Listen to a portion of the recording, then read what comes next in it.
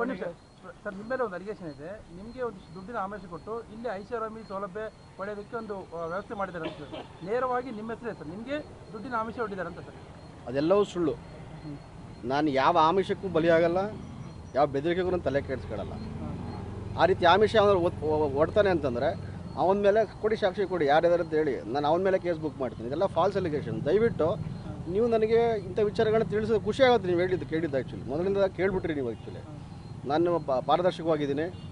ನನ್ನ ಮೇಲೆ ಒಂದು ಬ್ಲಾಕ್ ಡಾಟ್ ನನ್ನ ಮೇಲೆ ಏನಿಲ್ಲ. ಇದೆಲ್ಲ ಸುಳ್ಳು. ನೀವು ಕೇಳಿದ್ದಕ್ಕೆ ನಾನು ಹೇಳ್ತಾ ಇದ್ದೀನಿ. ನೀವು ಕ್ಲಾರಿಫಿಕೇಶನ್, ನೀವು ಇಂಥದ್ದು ಅಲಿಗೇಷನ್ ಬಂದಾಗ ಕ್ಲಾರಿಫಿಕೇಶನ್ ಮಾಡಿ ಕೇಳಿ ದಯವಿಟ್ಟು. ಸುಳ್ಳು ಯಾವುದೂ ಇಲ್ಲ. ನಾವು ಯಾರ ಹತ್ರ ಕೂಡ ಮಾತಾಡಿ.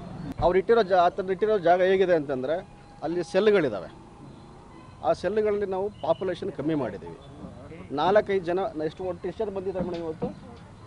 4 ಜನ 15 ಸೆಲ್ಲಲ್ಲಿ 4 ಜನ ಬಂದಿಗಳು ಮಾತ್ರ ಇದ್ದಾರೆ. ಬೇರೆ ಸೆಲ್ಲಲ್ಲಿ ಸಬ್ ಸೆಲ್ಲಲ್ಲಿ ಇವರನ್ನು ಅಷ್ಟು ಜನದಿಂದ ಬೇರೆ ಮಾಡಿ ಇಟ್ಟಿದ್ದೀವಿ. ಅಷ್ಟು ಜನದಿಂದ ಬೇರೆ ಮಾಡಿ ಸಿಂಗಲ್ ಸೆಲ್ಲಲ್ಲಿ ಲಾಸ್ಟ್ ಸೆಲ್ಲಲ್ಲಿ ಇಟ್ಟಿದ್ದೀವಿ. ಹಾಂ, ನೀವು ಅಷ್ಟು ಕಾರಿಡಾರು ಮತ್ತು ಅಷ್ಟು ಸೆಲ್ಗಳ ಮೂಮೆಂಟ್ ಎಲ್ಲವೂ ಕೂಡ 3 CCTV ಕ್ಯಾಮ್ರಾ ಇದೆ.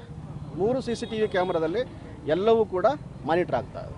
ಅದೆಲ್ಲವನ್ನೂ ಕೂಡ ನಾನು ಪ್ರತಿನಿತ್ಯದ CCTV ಫುಟೇಜ್ ಎಲ್ಲನೂ ಕೂಡ ಸೇವ್ ಮಾಡಬೇಕು ಅಂತ ನಾನು ಹೇಳಿದ್ದೇನೆ. ಆಲ್ರೆಡಿ ಇನ್ಸ್ಟ್ರಕ್ಷನ್ಸು ಕೂಡ ನಾನು ಕೊಟ್ಟಿದ್ದೀನಿ.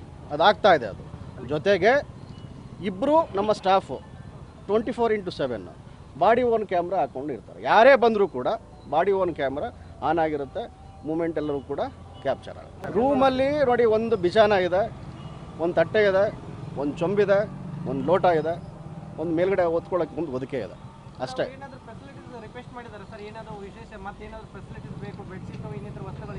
ಇಲ್ಲ, ಅದೊಂದು ನಿಮ್ಗೆ ಕ್ಲಾರಿಫೈ ಮಾಡಿದ್ವಿ. ಜಸ್ಟ್ ನನಗೆ ಕೇಳಿದಾಗ ಅವ್ರಿಗೇನೋ ಒಂದು ಬ್ಯಾಕ್ ಪೇನ್ ಏನೋ ಇದೆಯಂತೆ. ನಮ್ಮದು ಅದರಲ್ಲಿರೋದು ಇಂಡಿಯನ್ ಟಾಯ್ಲೆಟ್ ಆಯಿತು. ಇಂಡಿಯನ್ ಟಾಯ್ಲೆಟ್ ಇದೆ. ಕುಂದ್ಕೊಳ್ಳಿಕ್ಕಾಗಲ್ಲ ನನಗೆ, ಮೋಷನ್ ಮಾಡಲಿಕ್ಕಾಗಲ್ಲ, ಹೆಲ್ತ್ ಇಶ್ಯೂ ಇದೆ. ನನಗೆ ಅಟ್ಲೀಸ್ಟ್ ನನಗೆ ಸರ್ಜಿಕಲ್ ಚೇರ್ ಕೊಡಿಸಿ ನನಗೆ ಅಂತ ರಿಕ್ವೆಸ್ಟ್ ಮಾಡಿದ್ದಾರೆ. ನೋಡೋಣ, ಕನ್ಸಿಡರ್ ಮಾಡ್ತೀವಿ. ಫಸ್ಟ್ ಮೆಡಿಕಲ್ ರೆಕಾರ್ಡ್ ನಾನು ವೆರಿಫೈ ಮಾಡಬೇಕಾಗುತ್ತೆ.